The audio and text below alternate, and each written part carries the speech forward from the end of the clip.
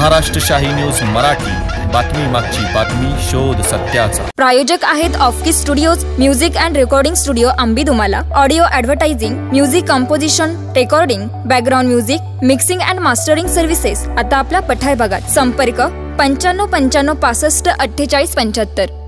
आताची सर्वात मोठी बातमी, संगमनेरच्या आंतरराज्य हत्यार तस्करांना मध्य प्रदेशात अटक करण्यात आली आहे। घारगाव लव्ह जिहादचा सूत्रधार युसुफ चौगुले देखील यामध्ये अडकला गेला। खांडगाव व कोपरगावातील दोघांचाही या घटनेमध्ये समावेश असल्याचे स्पष्ट झालंय। संगमनेर तालुक्यातील गेल्या वर्षी पठार भागात घडलेल्या लव्ह जिहाद प्रकरणातील मुख्य सूत्रधार युसुफ दादा चौगुले याला त्याच्या 2 साथीदारांसह मध्य प्रदेशच्या सेंधवा जिल्ह्यात हत्यारांची तस्करी करताना रंगेहात पकडण्यात आलाय। महाराष्ट्रातील तिघे कारमधून मोठ्या प्रमाणात हत्यारे घेऊन निघाल्याची माहिती वर्ला पोलिसांना समजली। त्यानुसार पोलीस निरीक्षक सौरभ बाथम यांनी आंतरराज्य सीमेवर सापळा लावला असता त्यांना पाहून आरोपींनी पळून जाण्याचा प्रयत्न केला, मात्र त्यांची कार झाडावर आदळल्याने ती बंद पडली आणि पोलिसांनी त्यांना वेढा घालीत सिने स्टाईल ताब्यात घेतलाय।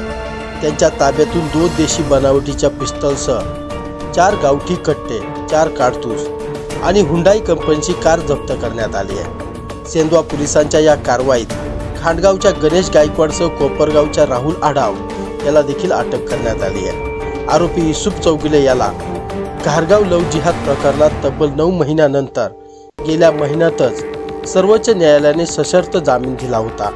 या कारवाईने न्यायालयाच्या शर्तीचेही उल्लंघन झाल्याने आता त्याचा जामीन रद्द होणार असल्याचे स्पष्ट झालंय।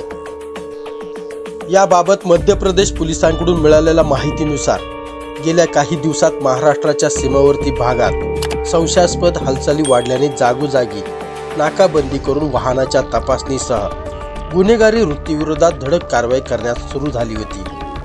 त्याचाच भाग म्हणून मध्य प्रदेशातून हत्यारांची तस्करी करणाऱ्या विरोधात कडक पावले उचलली जात होती।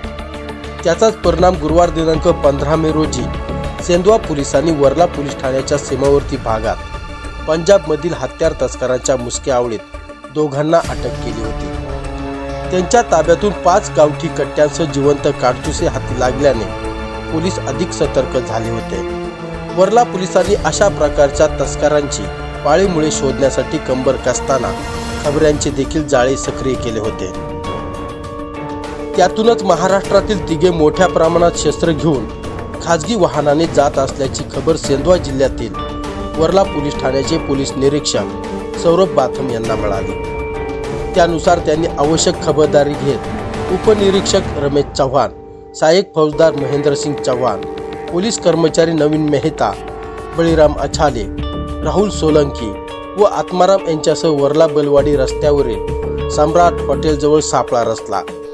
त्यानंतर काही वेळातच मिळालेल्या वर्णांची वाहन येताना दिसताच पोलिसांनी रस्त्यात अडथळा निर्माण करण्याचा प्रयत्न केला, मात्र आपण पोलिसांच्या सापळ्यात फसत असल्याचे पाहून आरोपींनी नाकाबंदीच्या आधीच कार वळवून पळून जाण्याचा प्रयत्न केला।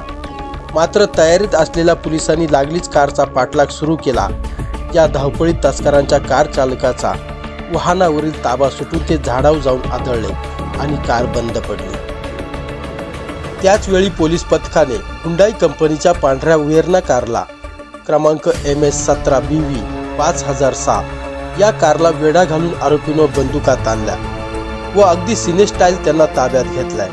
यावेळी वाहनाची झडती घेतली असता त्यात 2 देशी बनावटीची पिस्तॉल, 4 गावठी कट्टे आणि 4 जिवंत काडतूस हस्तगत करण्यात आली आहे। या प्रकरणी सेंधवा पोलिसांनी आरोपी युसुफ दादा चौगुले राहणार घारगाव तालुका संगमनेर, गणेश चंद्रबान गायकवाड राहणार खांडगाव तालुका संगमनेर व राहुल वसंत आढाव राहणार खडकी तालुका कोपरगाव या तिघांवर भारतीय हत्यार कायद्यातील तरतुदीनुसार गुन्हा दाखल केला आहे। गेल्या वर्षी जुलै महिन्यात घारगाव येथे घडलेल्या लव्ह जिहाद प्रकरणात घारगावचे तत्कालीन पोलीस उपनिरीक्षक निवांत जाधव यांनी अतिशय बारकाईने तपास करताना या संपूर्ण प्रकरणाचा सूत्रधार युसुफ दादा चौगुले असल्याबाबतचे सविस्तर पुराव्यांसह आरोपपत्र न्यायालयात सादर केले होते।